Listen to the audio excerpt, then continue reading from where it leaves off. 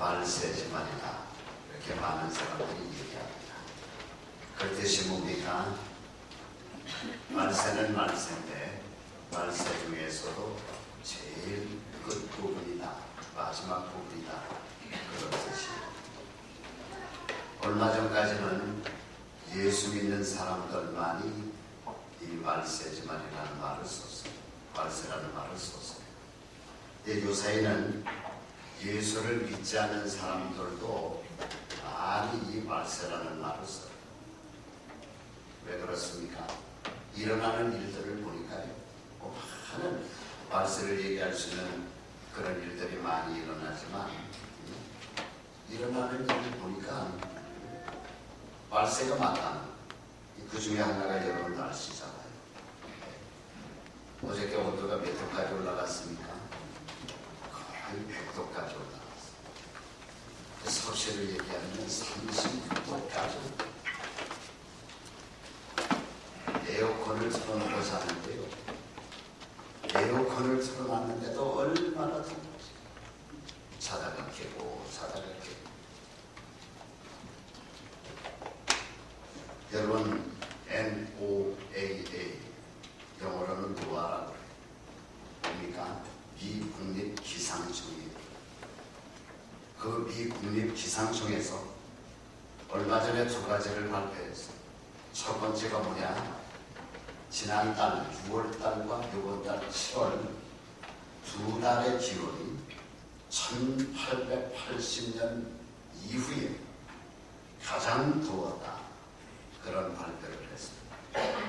1880년에 어떻게 이상한 기온이 나와갖고 그때 더웠고 그 이후로 지난 6월과 7월이 가장 더웠다. 또 뭐를 발표했느냐? 1985년서 그러니까 지금부터 몇 년 전입니까? 25년 전이죠. 25년 전서부터 지금까지 304개월 동안 지구가 조금씩이지만 계속 지구의 평면이 더워지고 있다. 이거 식어지지를 않고요. 매년마다 조금씩이지만 더워지니까 1985년서부터 이게 앞으로 어떻게 되겠냐. 여러분 몇 명의 전문가가 이 온난화 현상이 해결되어지지 않으면 빠르면 10년, 늦어도 20년 안으로 이 지구에 큰 재앙이 올 거다. 뭐 여러분들 많이 들어봤죠. 많은 사람들이 여러분 여기 동의하고 있어요. 그러나 동의를 하고 있으면서도 몇 나라를 제외해놓고는 뭐 이것에 대해서 어떤 액션을 취하지 못하고 있어요. 왜? 먹고 살기가 힘드니까요. 각 나라마다 신경 쓸 일이 많은데 많이 알면서도 어떤 대책을 못 세우는 거예요. 숱한 그 문제를 해결하기 위해서는 돈이 듭니다. 그러니까 지구는 가속적으로 더워지는 거예요. 계속해서. 그러니까 여러분 제가 예언하는 예언하는 요번 여름보다 내년 여름이 더 덥습니다. 또 요번 겨울 얼마나 추웠어요? 이상 한파가 불어닥쳤잖아요. 요번 다가오는 겨울은 더 어려움이 우리에게 있을 수 있어요. 그러니까 여러분 생각해보면요. 우리 자손들 생각하면 이게 참 안타까워요. 여기 우리 젊은이들 좀 계신데 저는 이제 뭐 한 60 살았으니까 어떻게 보면 살만큼 살았잖아요. 우리 아들, 딸들, 손자, 손녀들. 이 더울 때, 이 추움을 어떻게 앞으로 이거 대처를 하겠다. 이건 뭐 온난화뿐만이 아닙니다. 지난 4월 20일 날 멕시코, 그 안에서 원유가 터졌어요. 원유가 분출되어 나왔잖아요.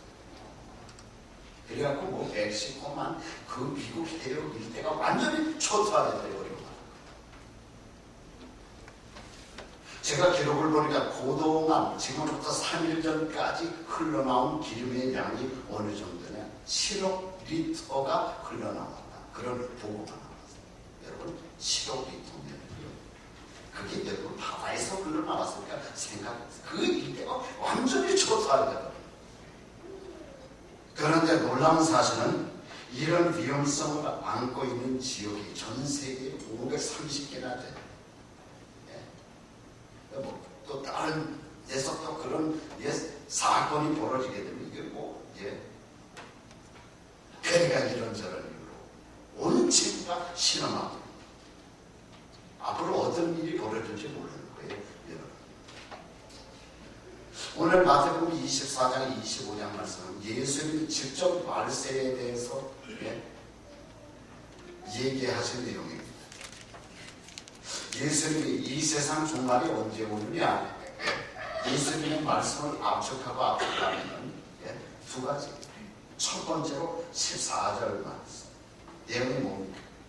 이 세상 구석구석 끝까지 복음이 증거된 직후에 이 세상에 종말이 오겠다 말씀하죠. 그래서 14절 것을 보니까 그제야 끝이 오리라. 이 세상 끝이 온다.